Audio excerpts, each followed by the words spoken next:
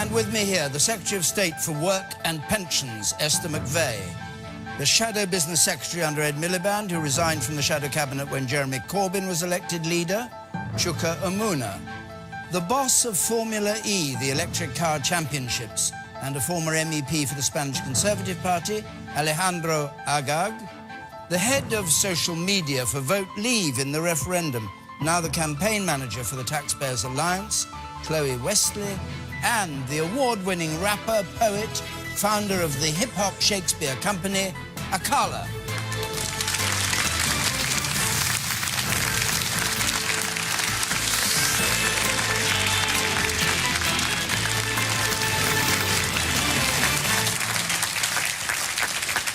And just a reminder, if you want to get into it, hashtag BBCQT on social media is our hashtag. Let's take our first question tonight from Claire White, please. Claire White. Would £10,000 for 25-year-olds effectively redress wealth inequality between the generations? This was a suggestion that came from an organisation called the Resolution Foundation, that every 25-year-old should get £10,000 on their birthday, paid for by various means. Would it redress wealth inequality? Akala, what do you think? I would frame a policy like this slightly differently. It's about what is the British taxpayer willing to subsidise and what are they not willing to subsidise. For example, in the last 30 years, so across this generation, the British prison population has grown by 82%. It's nothing to do with inequality, it's just because poor people have got innately more criminal. So we're already subsidising a massive underclass. Would a policy like this be effective? Perhaps not, but would a policy that said to people when you get to 18 years of age, there would be, say, interest-free loan available to start up a small business, would a policy like that perhaps be effective in reducing wealth inequality? Perhaps. Are we willing to subsidise people's failure, or are we willing to subsidise their potential success? That is the question we have to ask, because we're already subsidising people to a massive extent. We have the biggest prison population in the whole of Western Europe by quite some distance. So it's about what we are willing to pay for and what we're not willing to pay for. But a handout of 10 grand... But when you're 25? I've just said to you, I don't necessarily think the handout of 10 grand will work, because, of course, people on the right will say, poor people getting nothing for no reason, and God forbid poor people get anything for no reason. So, how about we say money available at no interest to start a small business? This is mainstream liberal capitalism. It stimulates entrepreneurship in the age of the internet. Why wouldn't people on the right go for such a policy? Chloe Westley.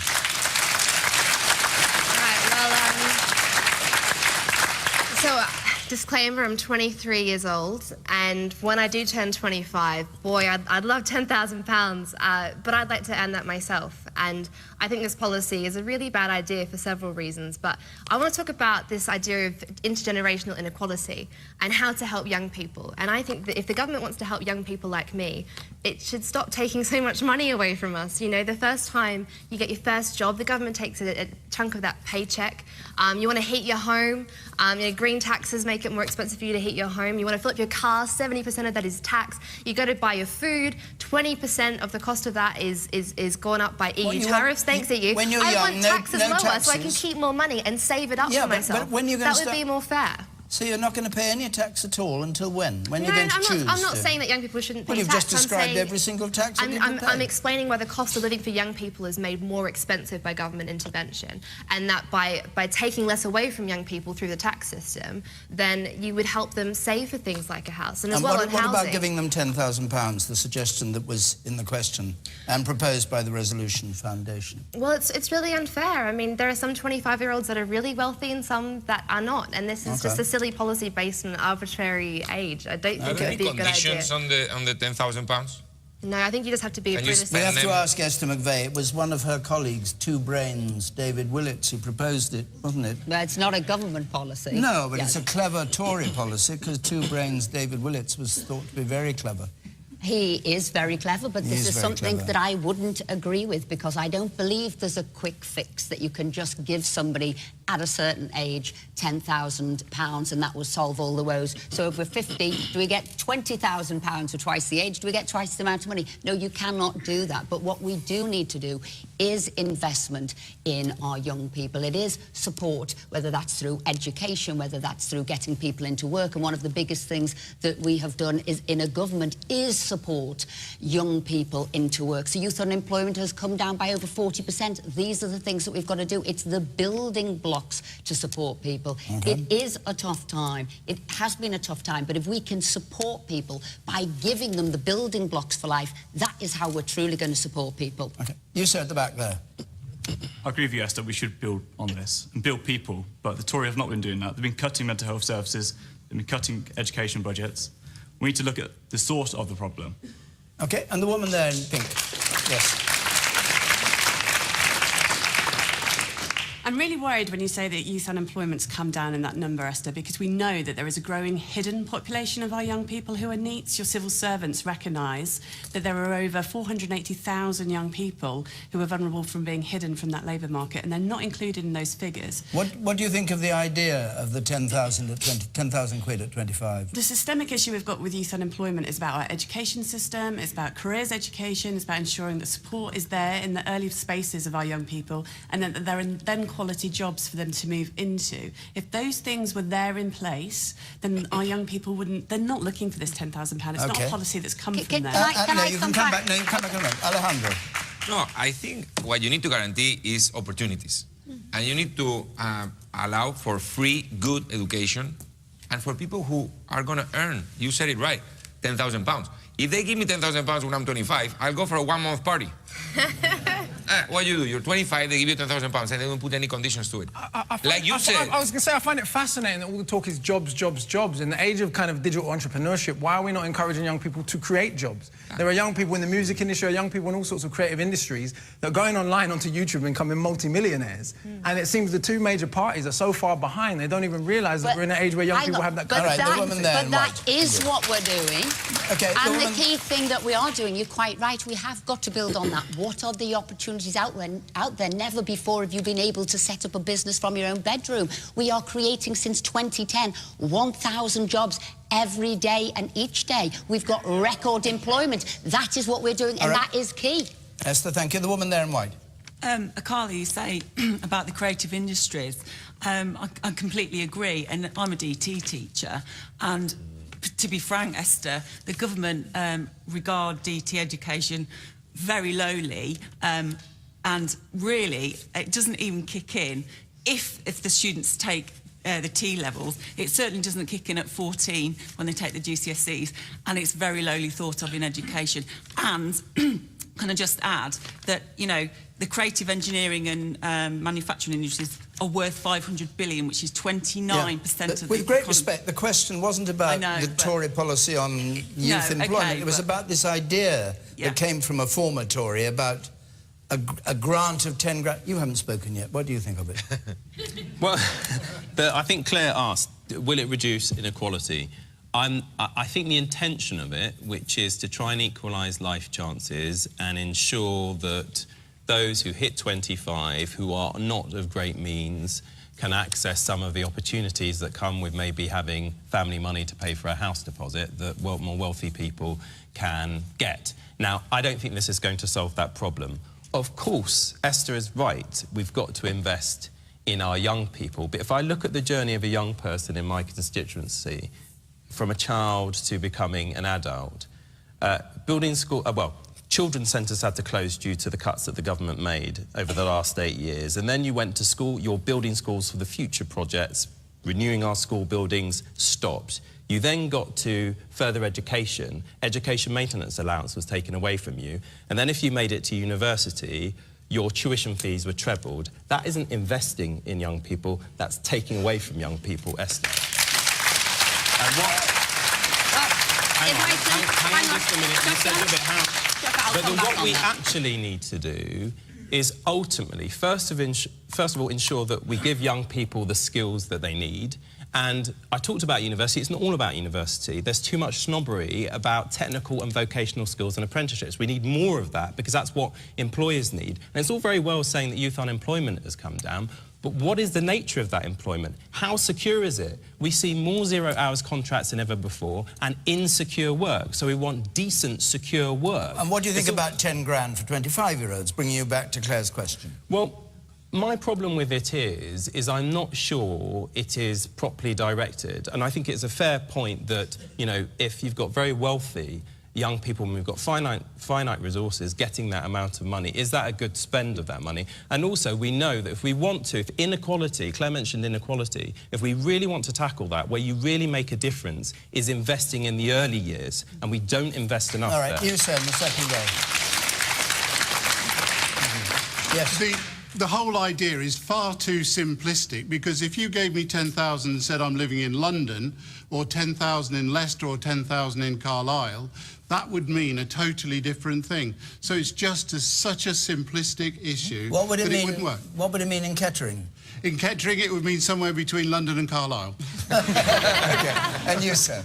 I agree with Carla. You know, I work with artificial intelligence, and having investment schemes for young people to start entrepreneur businesses or whatever is never going to be a bad thing. Can I just point out that there are massive taxpayer-backed investment schemes for people who already have money, like SEIS and EIS and those kind of schemes. So those of us who already have a little bit of money have these things.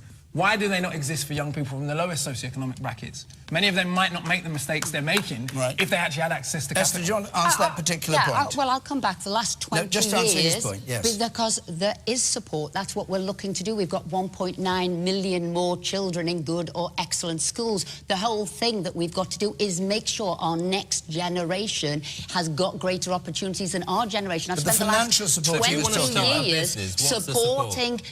There's a new enterprise allowance should you come through the job centre. There is other support that you can get that you will be enabled to do that, and that's what we've been doing as a government. Hence, you've got record employment. But as I've spent 20 years going through schools, speaking to young people, what are the role models? Where are the sport? Where do you get the best education? And how do you, either through the National Citizenship Service, how do you mix with other people? How do we open up your eyes, your mind, your ideas? And that is what is going to make our country great, a new, great generation of young people. You said, yes. Can we reward... No, oh, sorry, I was going to get the man next to you, actually, but I'll come to you. Yeah, you'll start with you in the middle. Yes, well, I fear that this sounds a bit like populism, a policy hiding behind the mask of populism, and it's basically there just to keep them quiet, so that they don't complain. Well, give them the 10 grand and tell them to shut up and go away. Sorry? Give them the 10 grand and tell them to shut up and go away, do you mean? I don't think it was meant in that way, but that's what it smacks of to All right, and the man next to you, what do you think? OK. Can we reward creativeness insofar as that if we had, let's say, a conduit, whereas best ideas that could come forward from the public, that they would then attract a reward because they would be generating jobs, they would be creating equality, fairness, accountability and transparency. OK, and you in the front, and then we must move on, because we've got a lot of questions to get through. Well, I think the people who are going to be most successful by the time they're 25 are those who feel valued from the early years. And I think children... I work in education. I've worked in alternative education for quite some time. And there are children who are excluded from school because they haven't yet got a diagnosis of whatever, autism spectrum disorder. That from that very start, and I can tell you now that 2 of my students, one is in year 7 and one is in year 5, actually, and one in year 7. Okay. So when they have that kind of start, it doesn't matter what you give them when they're 25, they're going to be playing catch-up. And let me just... a last word from Claire, who asked the question. What do you think, Claire, of the answers you've heard? I think, to some extent, I agree with the panel in as much as we need to be providing opportunities for young people. I think that's much more empowering, and I think that's much more fulfilling, ultimately, for people. I'm interested as to how these people are presumably going to be told to spend this £10,000, whether they can put it down as a deposit or just go off on a nice holiday, I don't know. But I do also, assuming that this is something to do with getting on the housing ladder, think, doesn't that just provide more inflation to house prices? And do you think, because it was sort of implied in your question, that there is a need to redress the imbalance between the generations in terms of wealth?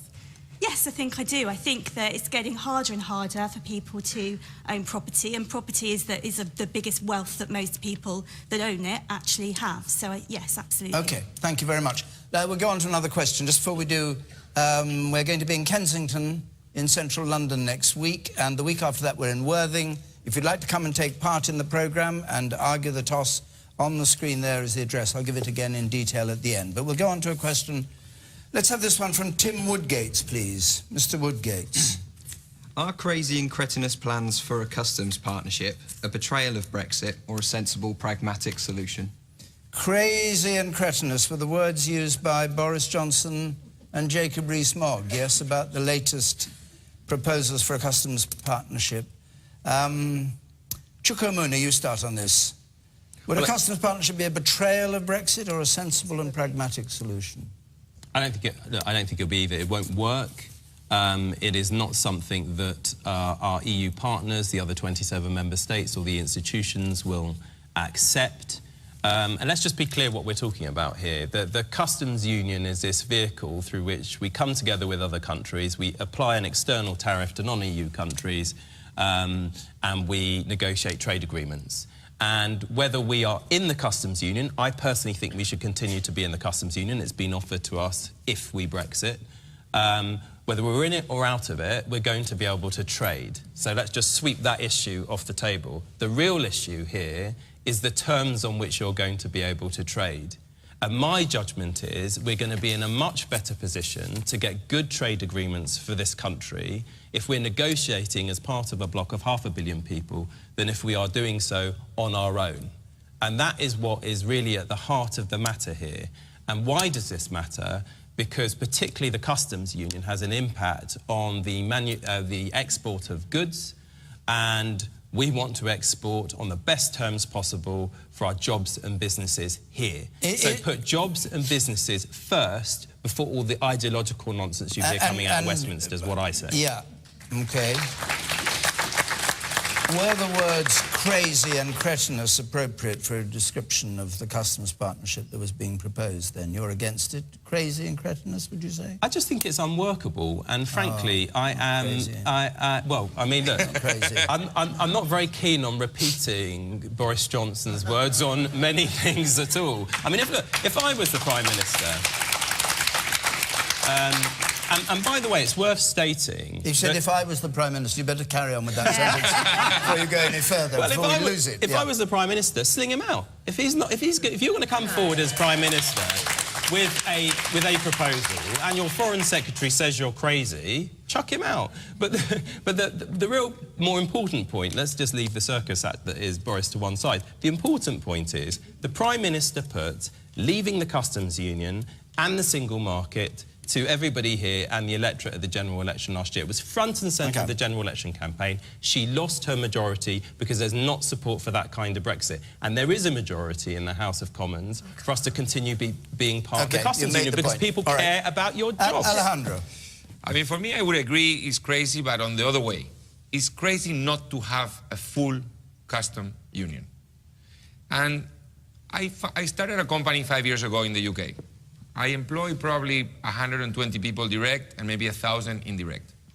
We have made a plan to leave the UK in 24 hours. I will offer jobs to all my British employees, of course, in our new location in Europe, and we will go. When are you off? Well, I'm waiting for the deal. If there is no deal, we will go. You want to be in the customs union and the single I would market? love to stay. I love the UK. This country allowed me to create my company, and it's a fantastic country. And this is where my kids live. They're all also under 25, so they're probably waiting for the £10,000 each. 40,000 we're going to make. But, you know, we would love to stay here.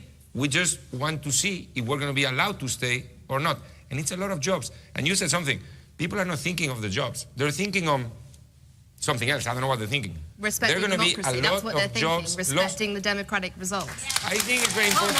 I think I think it's very important to respect democracy, and I think people must be completely free to make wrong decisions. Keep the UK in the customs but union. the decisions Otherwise are wrong, even if the majority votes for them. But he's got the job. If we're not in the customs union and the single market, what happens to your jobs? Let Chloe answer. They go somewhere else. There you go. Right, can I just say, Vote Leave said, leaving the EU, Brexit, taking back control of our laws, borders, money and trade. We stay in the customs union, we can't take back control of our trade. It's just that simple. That's why we're leaving the customs union. There are huge opportunities to leaving the customs union and to leaving the EU. Gosh, we've had so much negativity and mean-spiritedness, not just from the EU, but also politicians here at home. This is going to be a fantastic thing for the country. And I just think, you know, politicians like you, Chuka, you need to get behind the country and help make Britain make this a great success. All right, now, Esther McVey, Chuka says that if he were Prime Minister, he's not Prime Minister, if he were Prime Minister, he'd chuck Boris Johnson out for saying what he did about the proposals being crazy. He can't chuck Rees-Mogg out because he's on the back benches. And he said they were cretinous. And he was sympathetic to that kind of, not to the words, but to their approach to this proposal. Are you in favour of it? I don't have the rhetorical flourish of Boris, but what I do know is we do have a cabinet which is representative of the country. You have got people with robust views there, but what we do know, and however we do it, which I agree with Chloe there, the country voted for Brexit. We have to make sure that the politicians deliver the best Brexit possible and make it that we do flourish as a country, because that is what it was about. It was about taking back control of our destiny, about our laws, about who is in control of us and what we can do and future deals that we can do. The Prime Minister has said she's going to go forward and get the best deal. So what we don't want is politicians squabbling behind the back, behind the scene, and in fact doing Barnier's bidding for You're doing it openly in the cabinet. Chuka, you voted for a referendum which said we give the voice and the choice to the people. All of the politicians pretty much said that. Now that you think, I don't like what the public decided, you're trying to change the result. No, democracy must come first. So what do you... So what do you think about Boris Johnson saying that a proposal put forward by the Prime Minister in that cabinet is crazy? There were two options. How does that work? There were two options, and he was giving a very honest opinion of what he thought of one. What she has said is, I will keep looking until I get the best deal. That can be accepted by everybody. So it will go back and re-looked at again. All I'm saying, I think the good thing in Cabinet is that people can have a robust debate. It's unfortunate when it does come out into the public, but hey, we live in an age of transparency, and that's what happened. He brought it out. He brought it out into the public. He gave the quote to the newspaper. Sorry, he was wrong to say in public that it was crazy, in other words. I wouldn't have. We know that Boris is very open in what he says, but what he is very, I guess, what he is really intent on is the delivering of Brexit. And I think that is what we all want, and we all need to align together to get that best deal for the British public. Carla? I don't have a particular view on the customs union per se, but from my standpoint, Brexit was not really about those technicalities. To me, Brexit was about British nationalism. And I think there's something quite fascinating about a country that was historically an empire, a country that has been one of the largest sources of emigrants in the world. So, for example, we talk a lot about post-war mass migration.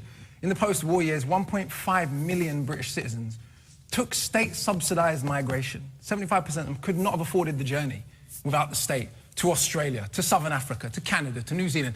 Migration that was not available to those of us who came from the Caribbean. We had to pay our own way, as did the people from India, as did the people from Ghana. So it's fascinating that we've got all this amnesia and all this kind of aggression towards immigrants, that we would vote to leave the union based... Well, the second... OK, according to the Lord Ashcroft poll data, you're saying you respect democracy. According to Lord Ashcroft poll data... Well, that's not a referendum, is it? That's no, just a second. So according to the polling data of the people themselves who voted, immigration was cited as the second most important reason for leaving, even though that's it meant... democracy. Just a second.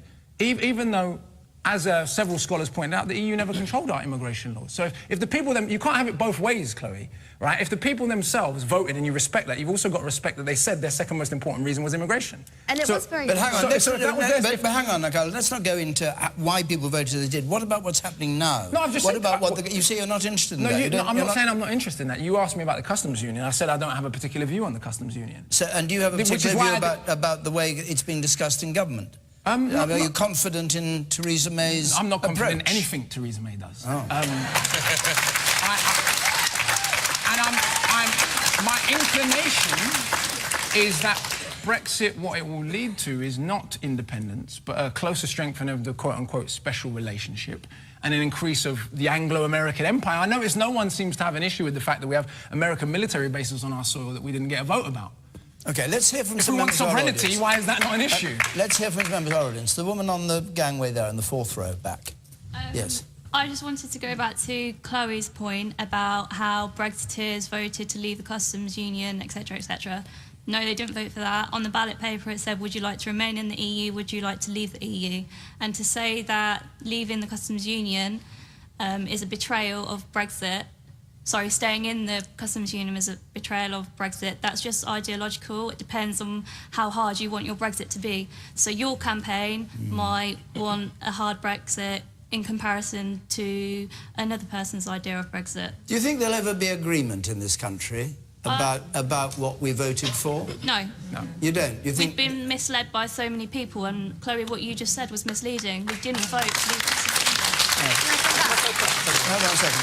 Yes, Chloe, and I'll come to you too. Yeah. So, can I just ask you that? Because obviously this comes up time and time again. Yes. Do you think people are yet reconciled to the vote? Because it seems not, on the whole, that well, those who outside voted of the political against establishment, aren't. yes. So most people in this country just want politicians to get on with it and to actually start to put in place the infrastructure we need to build the country that we're going to live in when we leave the EU.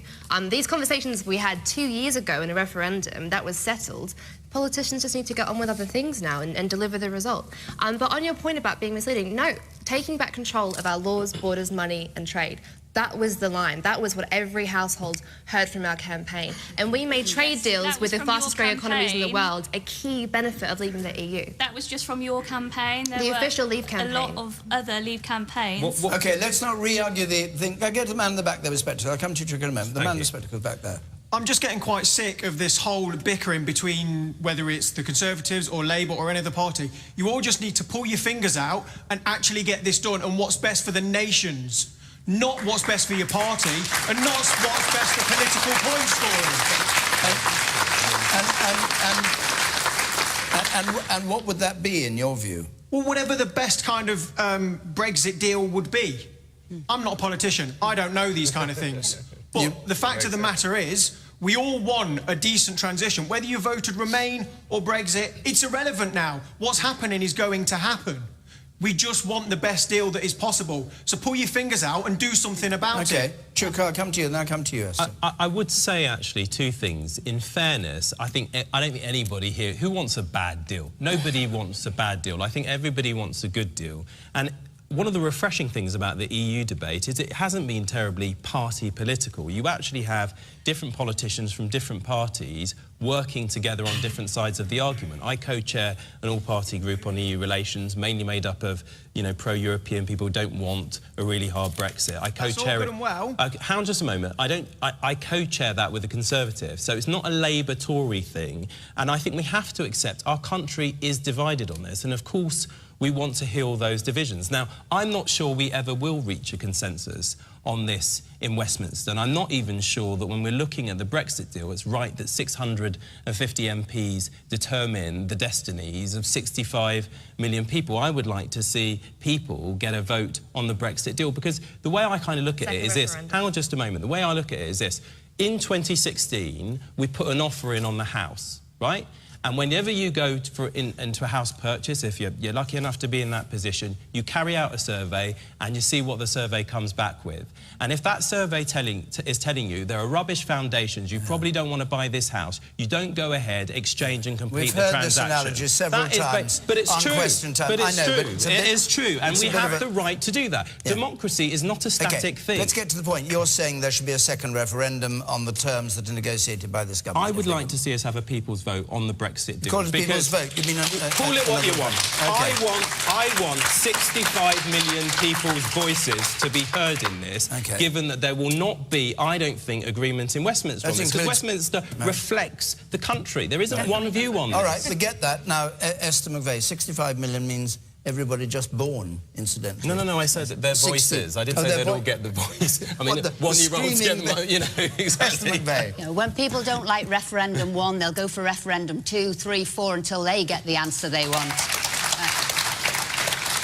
But the gentleman is spot on.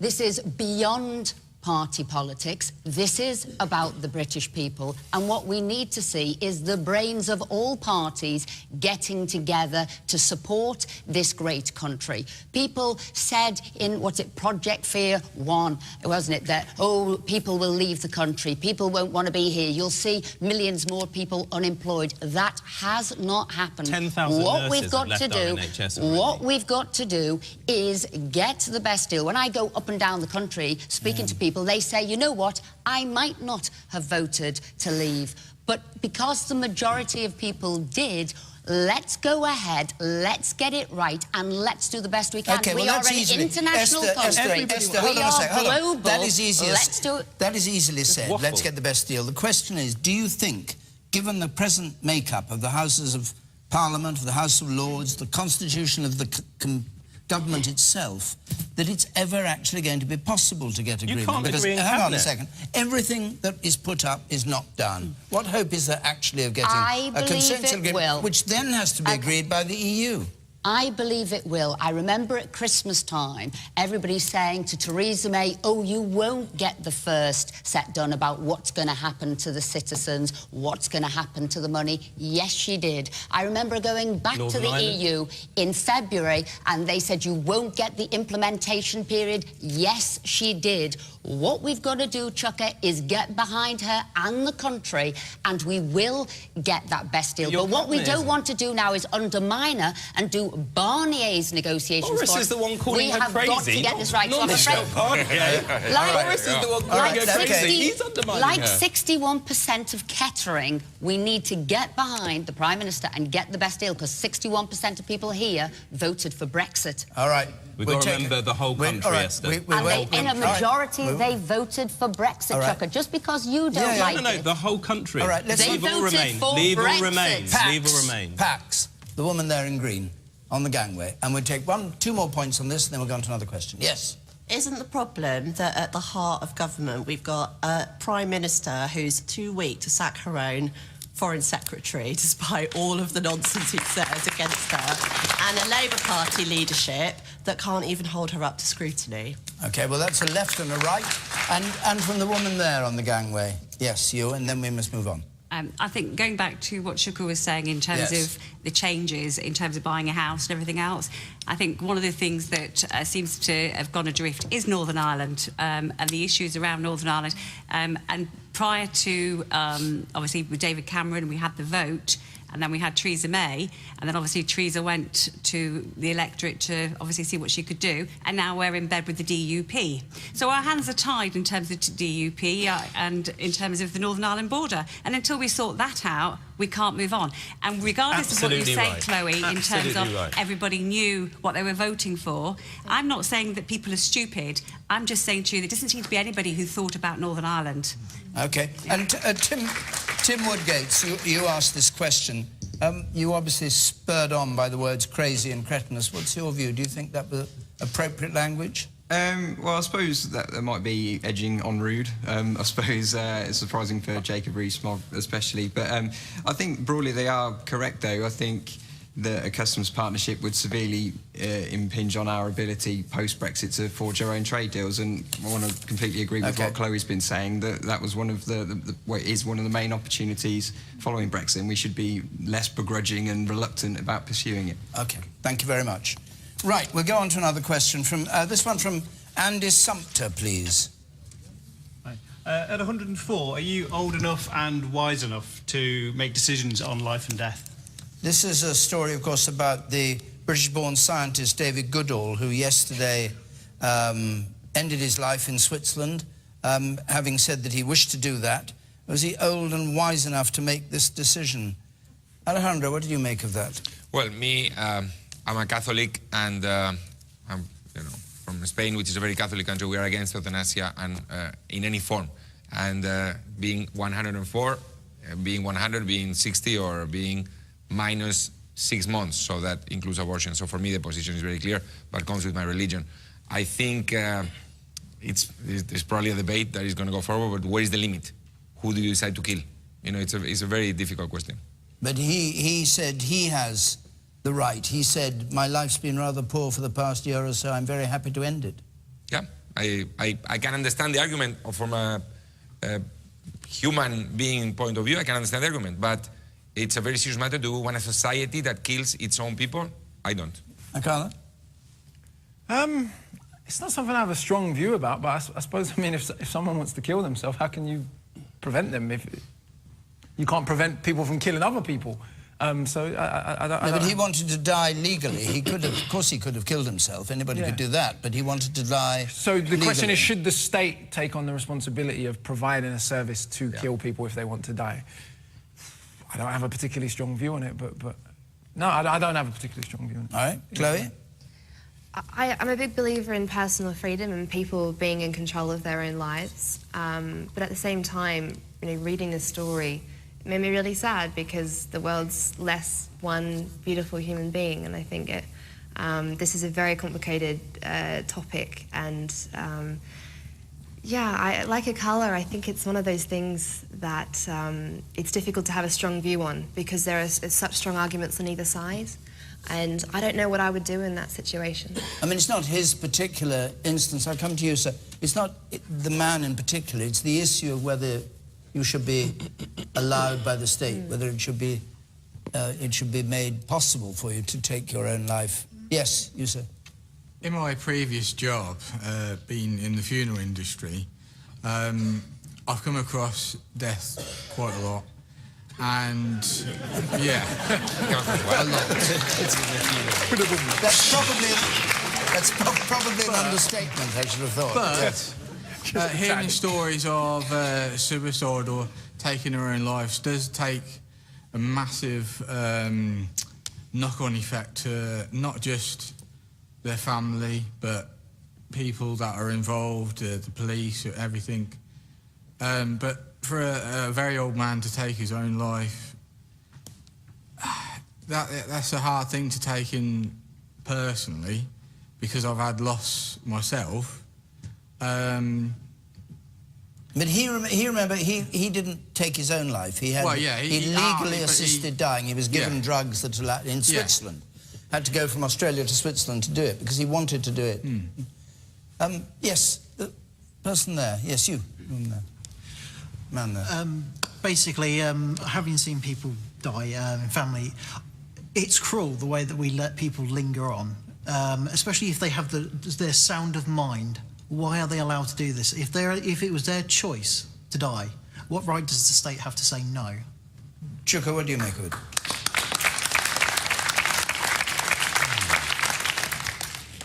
I have to say, I mean, I'm not aware of this particular story, and I don't instinctively have a strong view either way.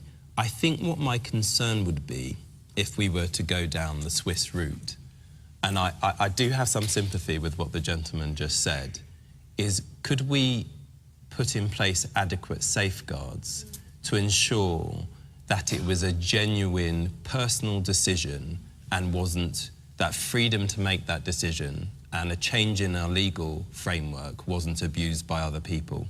I think that would be my primary concern. And of course, the thing is, these aren't party political issues, these are issues of conscience. And immediately the question was asked, actually. I just thought of my own family and you know, you think about maybe your parents or where they may be in the future.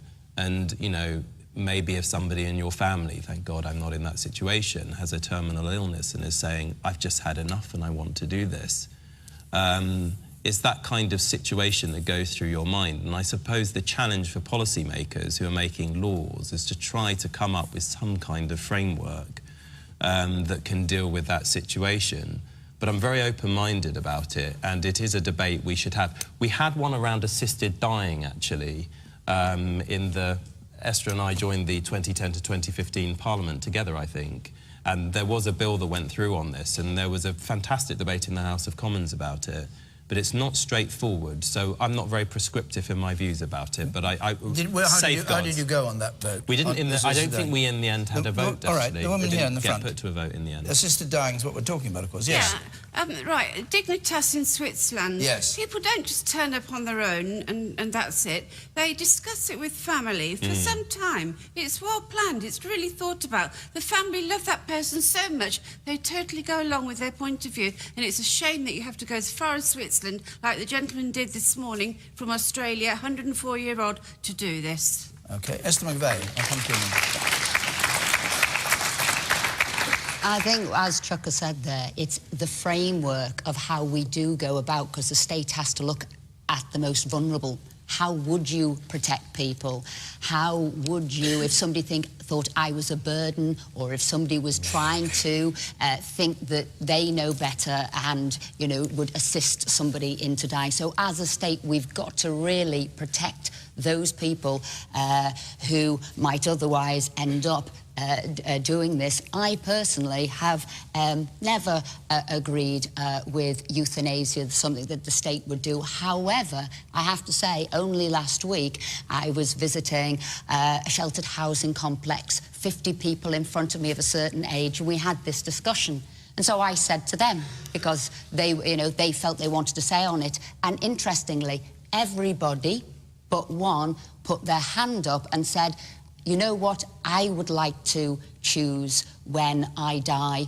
They said, yes, we're educated, we've had a great life, but you know what, we don't want to live in maybe pain, we don't want to continue once we've decided, once we've spoken to our family, once we've spoken to doctors. And I have to say, this debate is only going to get bigger, because having had those discussions with people before, I would have had an opposite vote in the room. I would have only had one person saying, I would like to choose when I die. But to see a complete reversal, this debate is going to go on. And I think us politicians are going to have to grapple with this, because, again, sophisticated, you know, people are going to want to choose what happens to them in their older age. Right.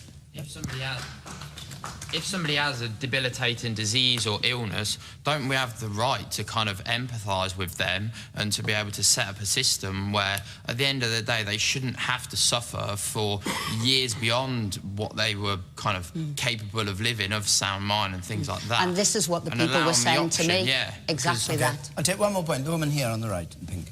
Yeah, just briefly, if you would. Sorry, yeah, it was just to say that I do agree with there's a lot to say about it, and the government would have to be involved in it, because I think that with mental health on the rise, I think that this could be a really, really grey area, and people could really get in trouble and think that they're a burden and to their families or whatever, when actually they're just suffering from mental health issues.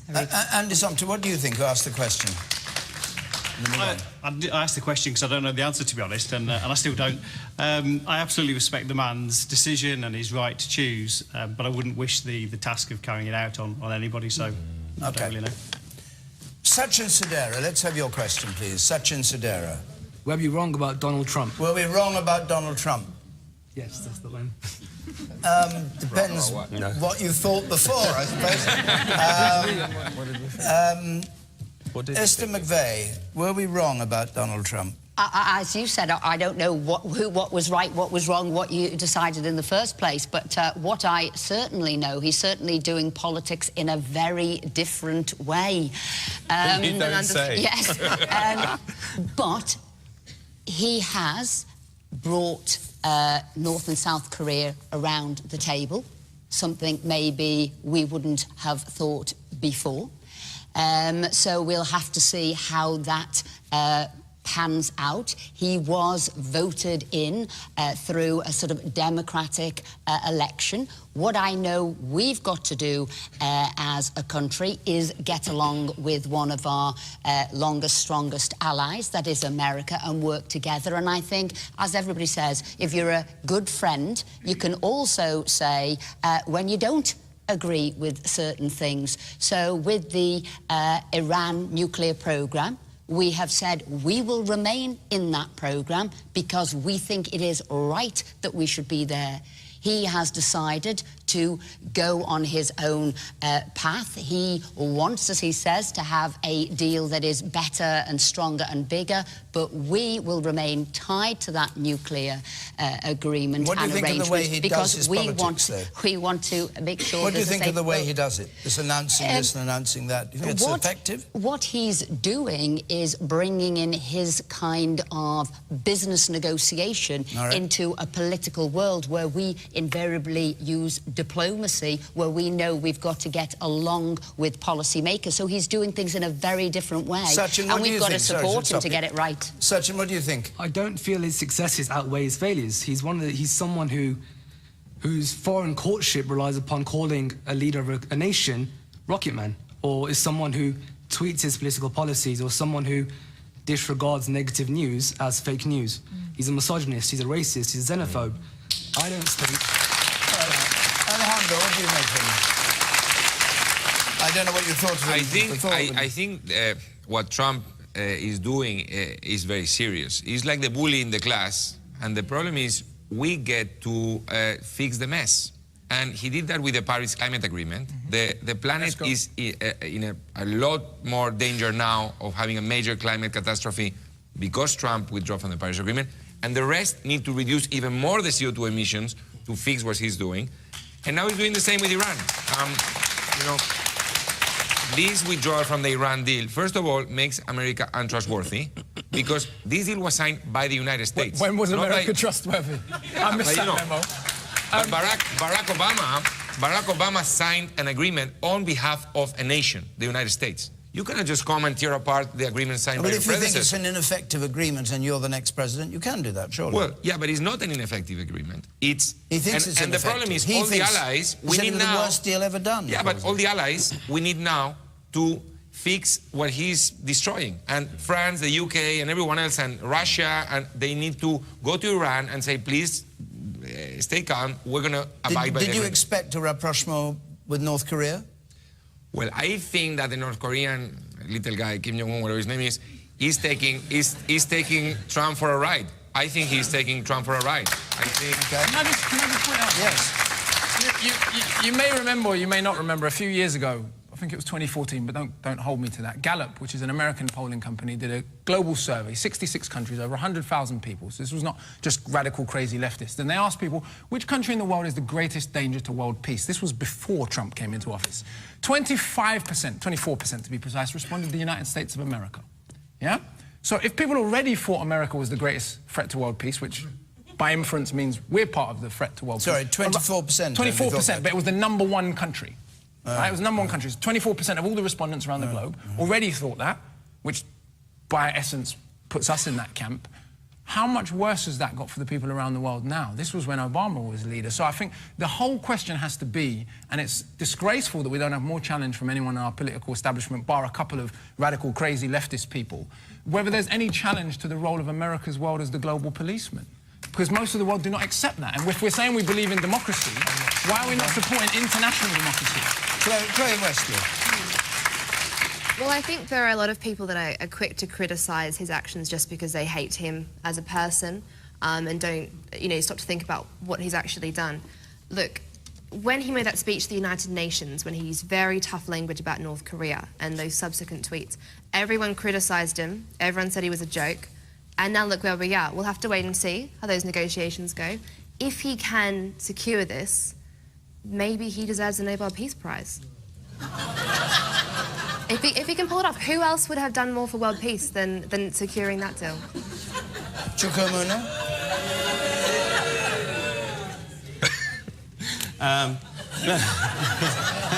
Well, the first thing I would say is let's get this in perspective. Was she right, first of all, before you move on?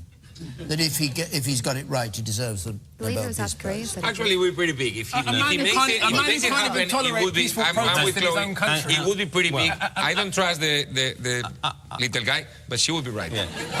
I'm not sure I can conceive of circumstances where we'd all be saying he should get the Nobel Peace Prize. But what I was going to say is, I think we've got to be careful here to distinguish between President Trump and the American people. Of course. They are two different things. And there are a lot of people in America who feel exactly the same as we do. And Sachin, I agree with you. You know, is he as bad as we thought he would be? I thought the guy was a racist, a misogynist, an Islamophobe, hate peddler, somebody who likes to other people, and everything he has done in office has reinforced my view of that. You know. But I also think we've got to be, I think we've just got to be a bit more, how can I put it, less sentimental and more realistic about our relationship with the US. I'm not sure I buy all the special relationship, but it's a very important relationship. And over time, over history, we, working with the US, have done, I'm sorry, I don't totally agree with Carla on this, we have done some very good things in the world. If it hadn't been for the US's intervention in the Second World War, it's questionable whether we would have overcome fascism and Hitler. And there are a number of other things, of course, we have done since that time, working with the US. But it's a hard-headed relationship, OK? And when we disagree with them... Hang on just a minute. When we disagree with them in the way that, say, for example, the Labour Prime Minister Harold Wilson did on Vietnam, we don't just blindly follow them like a poodle. And there were things, admittedly, during, you know, the Labour Party's time in office, where I think we should have challenged the US more. I didn't agree with the Iraq intervention, but I think we've got to be careful here, because I do think they are a country who have been a good friend and ally to the UK, and we should be mature enough that when you have a president like him coming out with the kind of things that he comes out with, we challenge him where appropriate. Would you challenge him on the North Korean deal? Well, absolutely. Or do you accept that? I think there's a real problem, because there's a connection here between the Iran deal, which he just wants to tear up, and Korea. I mean, actually, as it happens, the Iranians have kept to what was required of them in that deal. Now, it wasn't the perfect deal. It didn't cover... No, sorry, North Korea is the question I asked you about. Yes, but there is a link here, because if he, you know, doesn't comply with the Iran agreement, Trump, and he just tears it up, how on earth are the North Koreans going to have confidence he'll stick to any deal that he does with them? I get the point. You said that. Sorry, I basically just finished a paper on global nuclear developments across different countries, and basically, as much as I can see, I don't agree with everything that Donald Trump says. I read hundreds of articles that said that Korea was going to be the next World War III, that they would never come to the negotiating table, and yet what the US achieved in 10 years of UN, you know, sort of trying to nurture Iran and things like that, what they achieved in that in 10 years has happened in 18 months under Donald Trump. Now, I may not agree with everything that he has said about Korea, but you cannot doubt that it's been a success.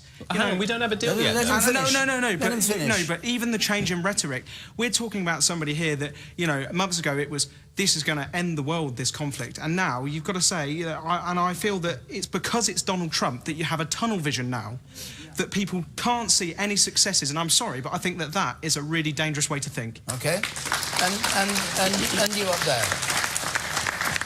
With Trump, no one thought he would actually get his policies through when he came into office, and the policies that his electorate voted for him to do.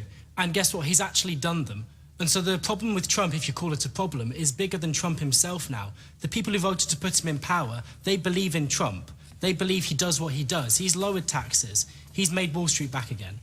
If Trump gets unelected, if he doesn't stay in power for the next 4 years, there's still a whole base of people that believe in Trumpism and believe in Trump's ideas and believe in this new conservatism that seems to be in America. By talking about Trump as if, is he everything we thought he would be? It's more than Trump, it's the people who have put him in power there. Thank you. OK, we've got four or 5 minutes. Hallam, Sevier, Burnap. Let's just have your question. Does the failure of Labour to gain ground in traditional working-class towns, like Dudley and Bolton, suggest that Corbyn mania is dead? Oh, this is for you. Who quit the front bench when Corbyn became leader. Is Corbyn mania dead as a result of the local election results? We have to be quick on this, by the way.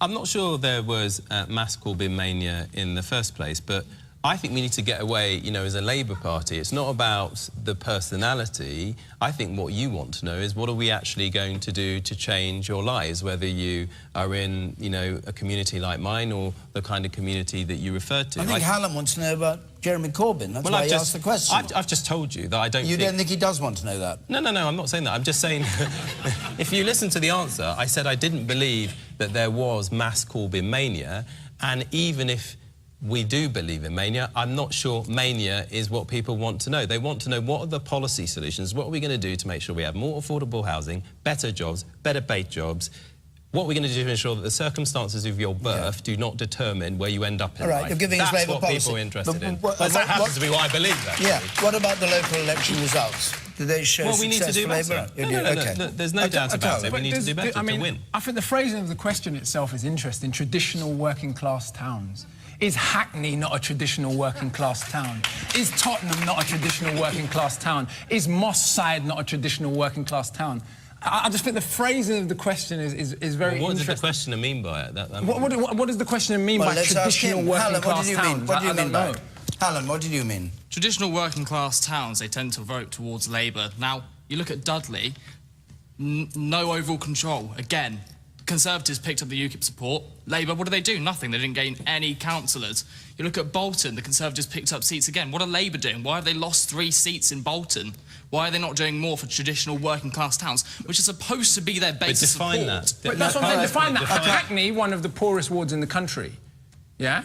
Traditional working class town. I'm saying, why have you picked what is the criteria by which you've picked your traditional working class town?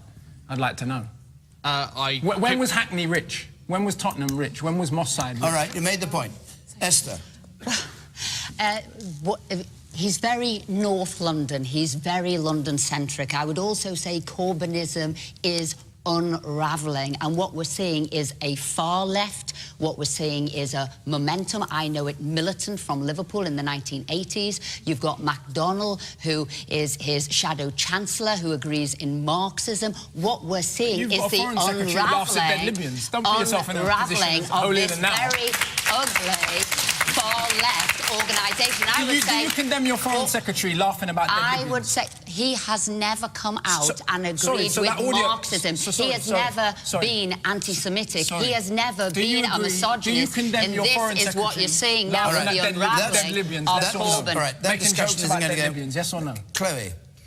Well, I think what's interesting is how, outside of London in particular, Jeremy Corbyn's style of politics and his ideas don't go down very well. It's a very insular group of people in London who believe in that style of socialism and Marxism. And I don't think that under Jeremy Corbyn, Labour can win back those votes. Is a Marxist manifesto? Have you read it? The shadow chancellor is a Marxist. Me looking from outside, I don't have the luck to vote in the UK, and I'm a guest in this country, but looking from the outside, I think the leadership, and I'm sorry, you're both parties, both leadership seems a bit kind of like old school and kind of stale and kind of, I don't know, I mean, I think you need new people. I think this guy could be a really good, you too. You think these two? Okay. On that note, we've got only a few moments left. Who hasn't spoken yet, who wants to speak? All right, you haven't spoken. Quickly, if you would, madam. I don't think Corbyn mania is dead at all. And in response to Chloe's question, I don't believe outside of London don't care about Corbyn's policies. I do. And on that point, a problem we have at the moment, the criminal bar is on strike at the moment. I did say briefly. I understand, but... That's not a pun, by the way. There is an important point I'm trying to make here. They're on strike because there are record numbers of unrepresented people out there today. When are we going to fix the criminal justice system, Esther McVeigh? I'm going to have to stop you. She can't answer because our time's up. I'm sorry about that.